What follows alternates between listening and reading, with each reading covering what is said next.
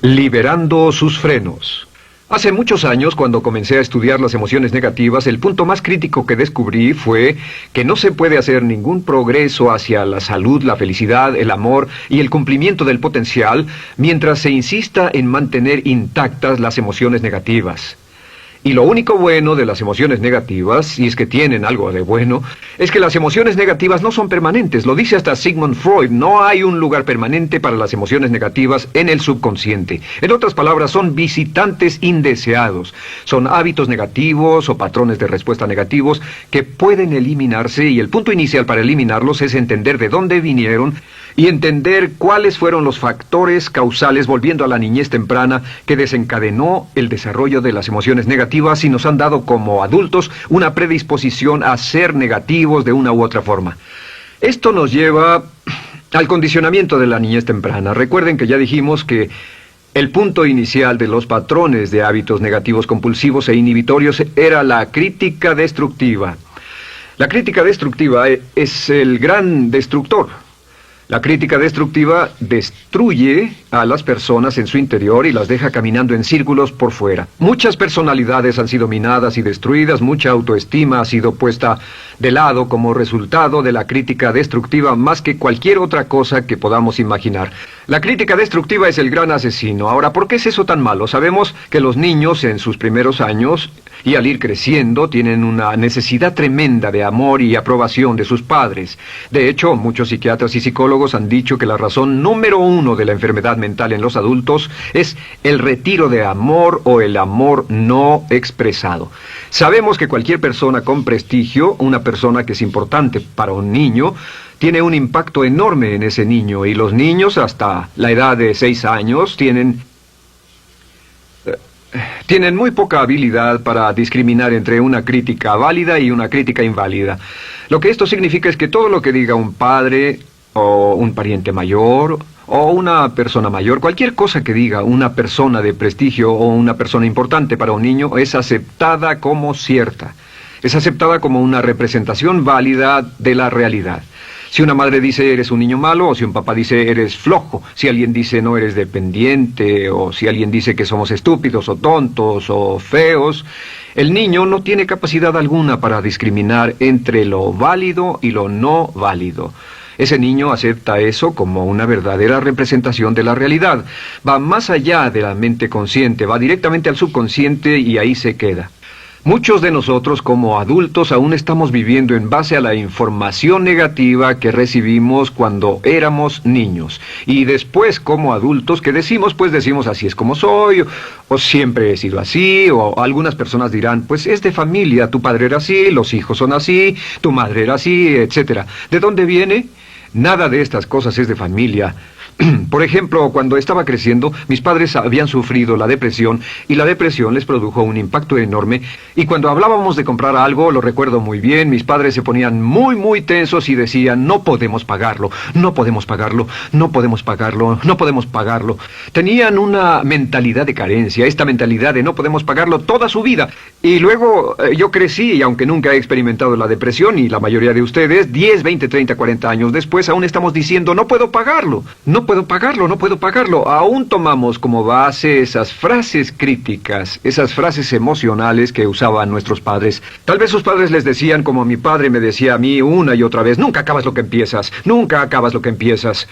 Nunca acabas lo que empiezas. Eres un flojo, nunca acabas lo que empiezas. Y cuando fui adulto tuve muchos problemas para acabar lo que empezaba. Al acercarme al final de la tarea, comenzaba a sentirme ansioso y buscaba cualquier excusa por posponerla o retrasarla. El segundo factor que nos predispone a emociones negativas es la falta de amor. Sabemos que las personalidades de los niños se desarrollan al grado en que reciben una alta calidad y una alta cantidad de amor de sus padres. Existe una relación de 1 a 1 entre la cantidad de amor, la calidad de amor y una personalidad sana. Ese amor negado o la privación de amor es la causa clave de la infelicidad, la negatividad y la enfermedad mental en los adultos. Para que un niño se sienta realmente amado, el niño debe tener padres con buenos conceptos, y la mayoría de nosotros tuvimos padres que fueron víctimas de sus padres, que a su vez fueron víctimas de sus padres. Un escritor famoso dice que todo el mundo es víctima de una víctima. Todos son víctimas de víctimas. Nuestros padres quisieron criarnos de la mejor forma posible, pero ellos mismos fueron víctimas de víctimas. Y para que un niño se sienta realmente amado, deben existir 3 condiciones. La condición número 1 es: los padres deben amarse a sí mismos. Los padres deben amarse a sí mismos. Recuerden, nunca le podrán dar más amor a otros que el que sienten por sí mismos. Si no se aman a sí mismos, no pueden amar a sus hijos. Si tienen un poco de amor por sí mismos, deben difundirlo en sus hijos. Si tienen poco amor por sí mismos y es absorbido por sus esposos, entonces, a veces, aunque deseen amar a sus hijos, no tienen amor que darles. Sus padres querían amarlos y en muchos casos no tenían amor para darles. Y eso es porque nunca lo recibieron cuando crecieron. El segundo requisito es: los padres deben amarse mutuamente. Para que un niño crezca sintiendo confianza en sí mismo, crezca sintiéndose amado, a salvo y seguro, debe crecer en un ambiente donde los padres se amen. No hay nada que le dé más temor a un niño que crecer en un hogar donde los padres peleen entre sí, donde los padres no se amen, donde haya dificultades, porque el niño siempre tiene una tendencia, primero que nada, ser una víctima, pues al niño se le grita y se le vocifera, y entonces cree que la razón por la que mamá y papá pelean es su culpa. Ahora, una investigación interesante: como hay muchas familias de un solo padre, la investigación interesante muestra que cuando uno de los padres se va como resultado de una separación o un divorcio, los niños que quedan invariablemente están convencidos de que la razón por la que el otro padre se fue se debió a algo que él hizo. Y es importante que si un matrimonio o una relación va a terminar y uno se va a ir, que el padre que se quede les diga a los niños una y otra vez que la razón por la que la relación no funcionó no tuvo nada que ver con ellos. Solo tuvo que ver conmigo y con papá, conmigo y con mamá. No tiene nada que ver con el niño. El niño necesita oírlo muchas veces antes de que se sienta confiado y seguro. Y por supuesto, siempre es mejor que un niño sea criado por un padre que lo ama que por 2 padres que no se aman. Una tercera condición que debe cumplirse si no quiere que exista la falta de amor es que los padres deben amar al niño. Los padres deben amar al niño. Bueno, esto parece muy obvio y muy lógico.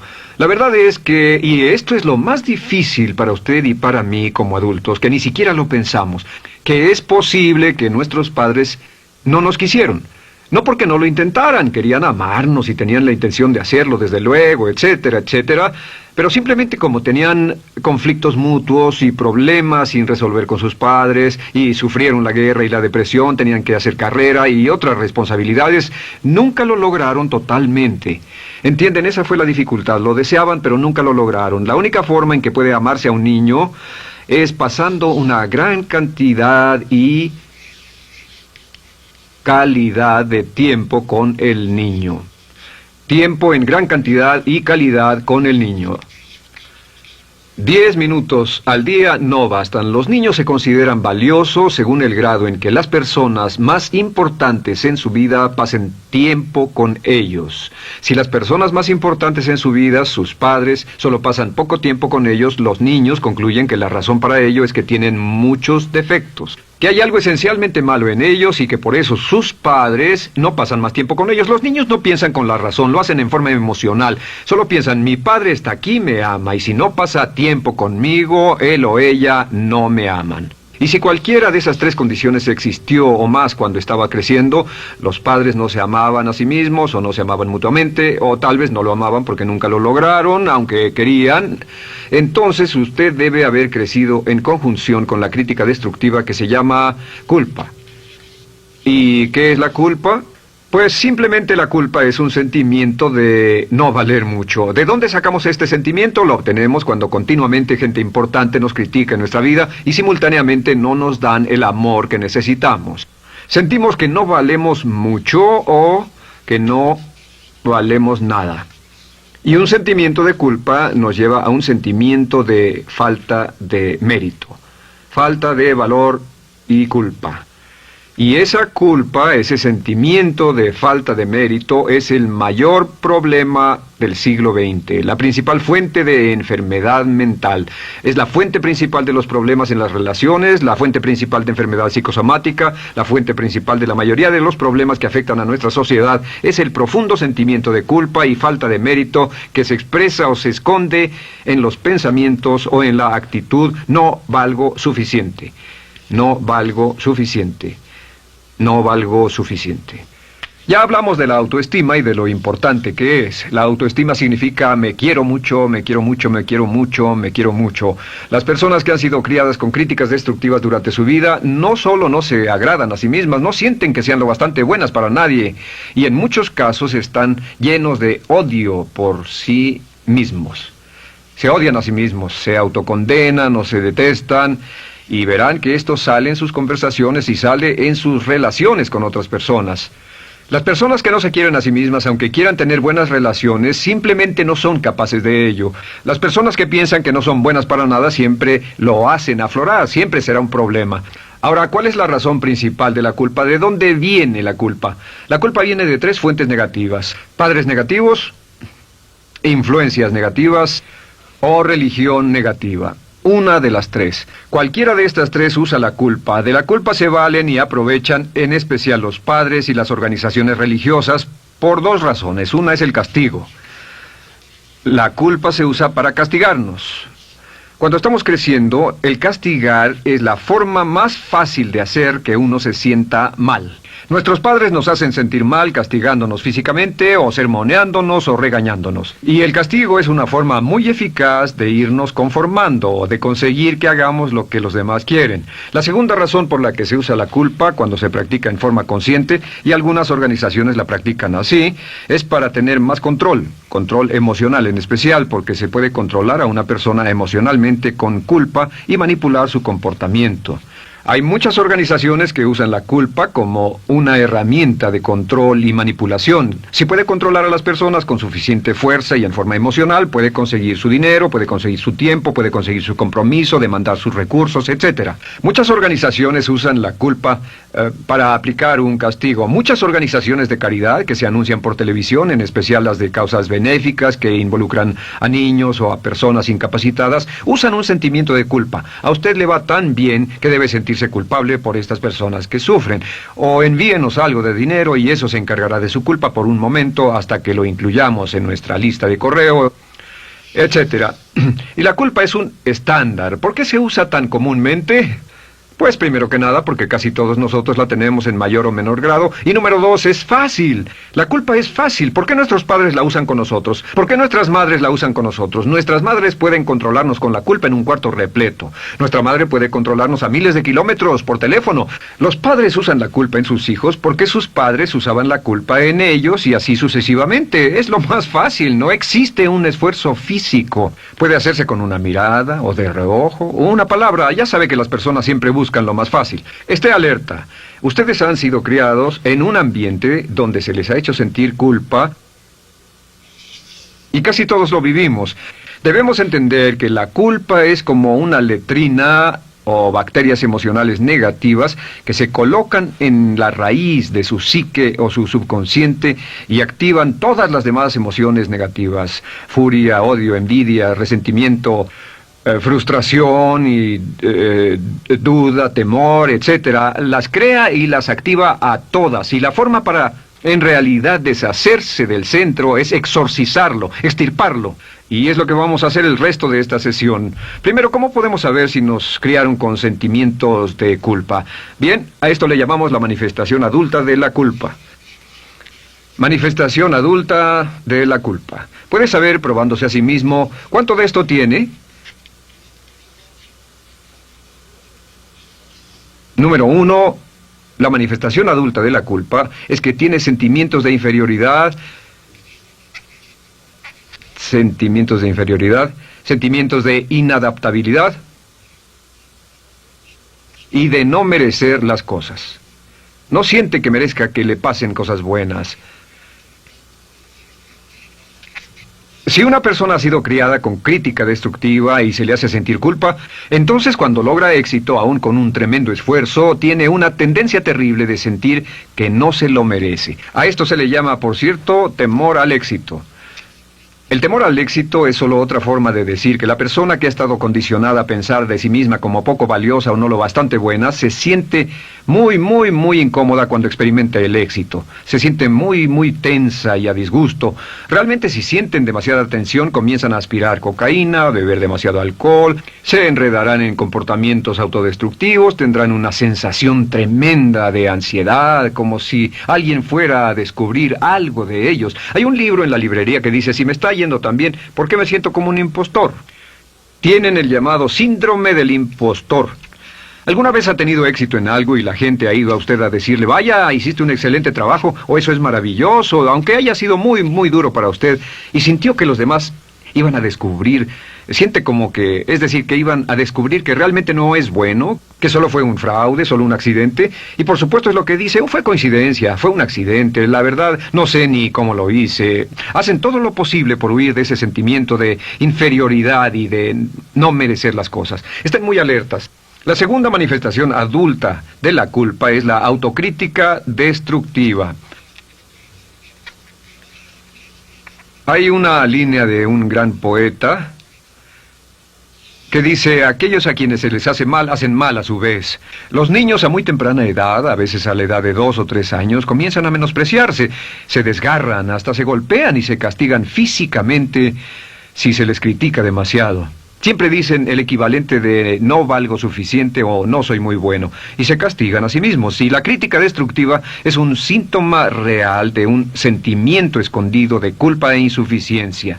El número 3 es que, fácilmente manipuladas por la culpa, las personas pueden jalar sus cordones de culpa en forma muy simple. Realmente vemos que existen dos tipos de personas en el mundo, los lanzadores de culpa y los receptores de culpa. Invariablemente, estas personas se atraen mutuamente. Y por supuesto el lanzador de culpa es la persona que se identifica con el padre que lanzó la culpa y el receptor es la persona que se identifica con el que atrapó la culpa. Pero los lanzadores y los receptores de culpa se unen, se equilibran perfectamente, se establecen y forman una nueva generación de lanzadores y receptores de culpa. Podemos decir que usted es fácilmente manipulado por la culpa, porque ha estado muy bien condicionado. Su jefe puede tirar de su cordón de culpa, una persona en un autobús puede tirar de su cordón de culpa, una sobrecargo puede tirar de su cordón de culpa. Esté muy alerta a esto. La cuarta manifestación de culpa es que usted la usa. Usa la culpa y culpa a otro generosamente. ¿Por qué? Pues si ha funcionado en usted, la hará funcionar en ellos. Le parecerá que es un intercambio, un trato muy justo. Usa la culpa y la culpabilidad y se convierte en la base de sus relaciones con los demás. Cuando algo sale mal, les echa la culpa a ellos. Algo sale mal, culpa a alguien más. En cuanto hay un problema, busca a quién culpar. Un experimento muy interesante con la cámara escondida hace algunos años, fue que hicieron una plancha de hielo y la pusieron en la acera sin que nadie los viera. No hacía mucho frío, pero lo hicieron y observaron cómo reaccionaban las personas cuando pasaban por ahí, cuando caminaban por ahí, llegaban a esa plancha de hielo, se desequilibraban y se resbalaban, y lo primero que hacían era observar a la persona más cercana a ellos, enojados, verdaderamente furiosos. En otras palabras, buscaban a quién culpar. Y si no había nadie cerca de donde habían caído, se levantaban otra vez, miraban a su alrededor, no había nadie y entonces pateaban el piso, pateaban con fuerza y se iban. Nuestra tendencia natural cuando algo sale mal es buscar a alguien o algo a quien culpar, en especial si nos criaron con una culpa continua. Y la quinta manifestación es lo que llamamos lenguaje víctima. Ahora recuerden que hablamos sobre la ley de concentración. Dice, lo que siembras cosecharás. También dice, si usas lenguaje de víctima, mantienes viva la culpa, la refuerzas, la edificas, la cultivas, la utilizas. El lenguaje víctima es lenguaje como no puedo, no puedo, no puedo. Cuando dice no puedo, no puedo, no puedo, envía un mensaje a su mente subconsciente y la mente subconsciente comprende que está inhabilitado, que no tiene control, que es una víctima. Y cuando desea poder hacer algo, su mente subconsciente retroalimenta su mensaje y dice no puedes, no puedes. Y lo segundo que dice es tengo que, y otra vez no tengo control, no estoy a cargo. Pero existe otra expresión del lenguaje víctima que debemos evitar, y es esta, trataré. Trataré, sea lo que sea, trataré. ¿Qué significan las palabras trataré? Pues déjenme decirles qué significan. Significan voy a fracasar y lo digo anticipadamente para que no me vengan con represalias. En otras palabras, dice trataré de llegar a tiempo, pero lo que está diciendo es tal vez llegue tarde y no pueden reclamarme porque dije que trataría. Cuando una persona dice trataré, está disculpando su fracaso por anticipado. Si fuera al doctor y el doctor lo examinara, lo auscultara y le dijera, pues está en pésimas condiciones, tendremos que intervenir, debemos llevarlo al hospital ahora mismo, me sorprende que haya llegado aquí. Usted dirá, bueno doctor, espero que haga un buen trabajo. Y él dice, trataré. Si él dice eso, usted seguramente buscará otro médico. O si va a un abogado. Lo culpan de algo y va a un abogado y le presenta su caso y dice, oiga, va a defenderme, y él dice, trataré. ¿Qué está diciendo? Está diciendo, escuche, he estudiado el caso y por lo que veo no hay mucha esperanza, pero lo tomaré de todos modos. Trataré son los que tratan de conseguir que les pague por anticipado. Otro juego de palabras que no debe usar. Por cierto, con respecto a trataré, lo que debe decir es lo haré o no lo haré. No trataré. Si alguna vez en nuestro negocio, tenemos un negocio muy activo, si llamamos a alguien y le pedimos alguna cosa o algún trabajo y dice trataré de conseguirlo para el viernes o trataré de terminarlo a tiempo, al instante sabemos que lo que quiere decir es que quiere sentirse libre, no comprometerse. Así que nunca dejamos que nadie se vaya con un trataré, debe ser hecho o no, y queremos obtener una seguridad. Si hace falta, nosotros lo hacemos. Cuando dicen trataré, lo que están haciendo es que se están lavando las manos. Esté alerta, la otra palabra es desearía. Dicen que un deseo es una esperanza o una meta sin energía detrás. Desearía. ¿Qué significa un deseo? Desearía significa que me gustaría tener algo, pero sé que nunca lo podré tener. Cuando dice desearía bajar de peso, ¿qué significa? Las palabras no dichas son, pero sé que no puedo. ¿Por qué no? Por las excusas que tiene y el metabolismo que tiene y los problemas, etcétera. Siempre hay razones por qué debe salir, etcétera. Desearía dejar de fumar, desearía estar en forma. Desearía, desearía, desearía. Cuando usa la palabra desearía, le muestra al subconsciente que esto es algo que no cree que le sea posible lograr o adquirir. Entonces el subconsciente descarta completamente esto como meta y no le da energía, ni motivación, ni impulso, ni deseo de lograrlo. Así que esté muy alerta al lenguaje víctima. Esté alerta a la expresión sí, pero. O lo haría, sí, pero. Alguien le dice, haga esto, y usted dice, sí, pero. La palabra pero, por cierto, es el gran borrador. Si una persona le dice, podría incrementar sus ingresos o incrementar su rendimiento, ser una persona mejor o más feliz o bajar de peso o lo que sea, no importa. Y usted dice, sí, pero.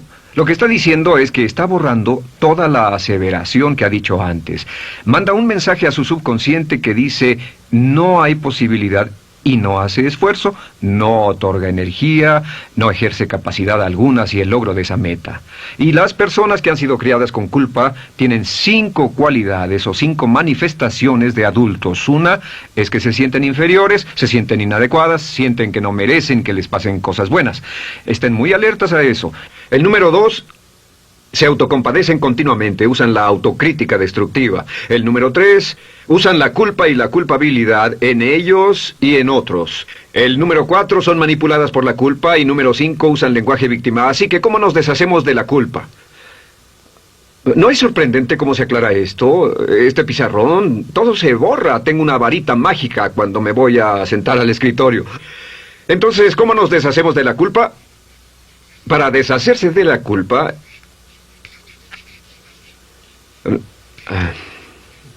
este es el proceso.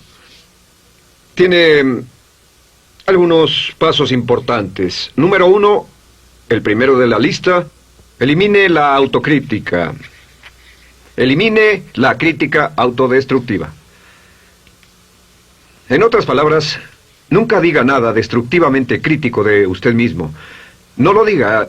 Esta es la regla básica. El subconsciente acepta lo que diga usted como cierto, como un mandato. Así que no diga nada de sí mismo que no desee sinceramente que sea cierto. No diga estoy cansado, estoy gordo. No diga no puedo o debo. No diga nada a menos que quiera que sea cierto. Las palabras que van después de la palabra yo son las palabras que su subconsciente registra como mandatos, excepto cuando dice yo desearía o lo intentaré. Así que elimine la crítica destructiva. Siempre hable en términos positivos sobre usted. Me gusta mi persona, puedo hacerlo, lo haré, escogí hacerlo, pero nunca diga no, no puedo. Número 2 es no dejarse manejar por la culpa. Rehúse ser manejado por la culpa. Porque cada vez que le permita a alguien que lo manipule por la culpa, ¿sabe qué pasa? Refuerza y hace más poderoso el efecto de la influencia de la culpa en su vida. Cuando yo crecí, debo decir que yo crecí en una familia que estaba muy influenciada por la religión negativa. Realmente mi madre, Dios la bendiga, tenía un cinturón negro en el pecado e hizo un trabajo verdaderamente soberbio en ello. Y yo tardé en sobreponerme. Cuando me casé con Bárbara, ella también venía del mismo tipo de familia y recapacitamos. Hay una hermosa respuesta cuando uno de los dos caía de nuevo en los viejos patrones. Decía, no tratas de hacerme sentir culpable, ¿o sí? No tratas de hacerme sentir culpable, ¿o sí? Solo diga, no tratas de hacerme sentir culpable, ¿o sí? Y no deje que las personas lo manipulen usando la culpa. El número 3, no use la culpa o la culpabilidad y anuncie que no va a usarla.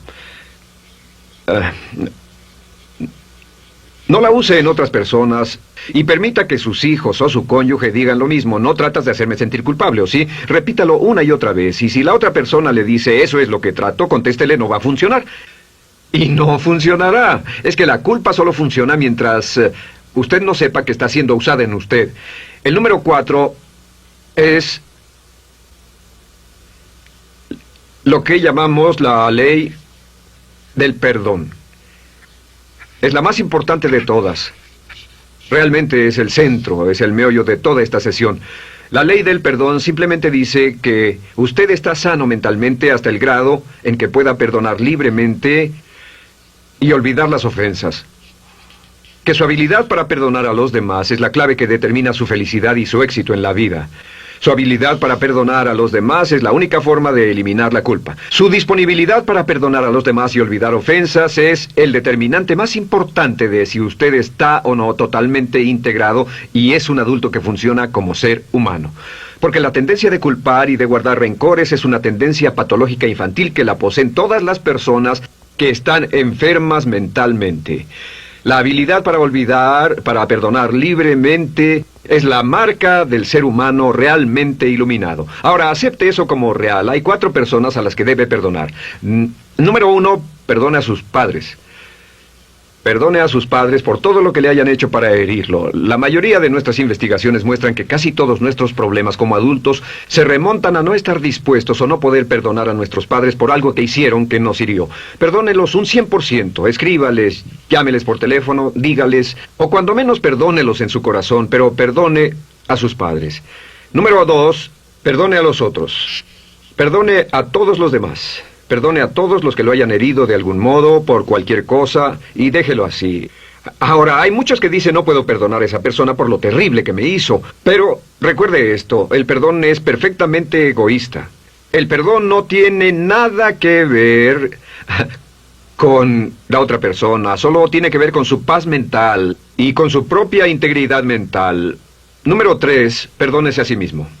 Perdónese por todas las cosas débiles, tontas, insensatas y estúpidas que haya hecho, porque todas las personas han hecho cosas tontas, insensatas, estúpidas y ridículas, pero perdónese en un 100%. Y finalmente, la última parte de esto, si ha hecho algo que hirió a alguna persona, vaya a disculparse. Es sorprendente el hecho de vidas que se arruinan año tras año por personas que no tienen la fortaleza intestinal, las agallas y el valor para decir lo lamento. Una de las cosas más importantes es desarrollar carácter hasta el grado en el cual hacemos las cosas que son muy difíciles para nosotros, hasta el grado en el cual hacemos las cosas que sabemos que están bien, aunque sean difíciles, en especial cuando son difíciles emocionalmente. Y la clave para deshacerse de la culpa, la clave para ser una persona total y completamente positiva, es perdonar a los demás. Perdone a las personas con quienes ha sostenido una relación. Perdone a sus jefes anteriores. Perdone a los amigos que lo han herido. Perdone las inversiones que estuvieron equivocadas. Perdone a los jefes que lo despidieron. Perdone a sus padres. Perdone a todo el mundo. Desarrolle una actitud hacia la vida con la que rehúsa guardarle rencor a los demás. Solo repita una y otra vez: los perdono a él o a ella por todo. Los perdono por todo. Los perdono por todo. Y eso es todo. La clave para librarse de las emociones negativas es rehusarse totalmente a continuar con cualquier situación negativa. No olvide que es un acto muy egoísta y será tan egoísta como usted quiera. El acto del perdón lo libera y libera a la otra persona y le garantiza que se moverá rápidamente hacia el cumplimiento de su potencial. Para tener éxito, una mujer debe ser mejor en su trabajo que un hombre. Golda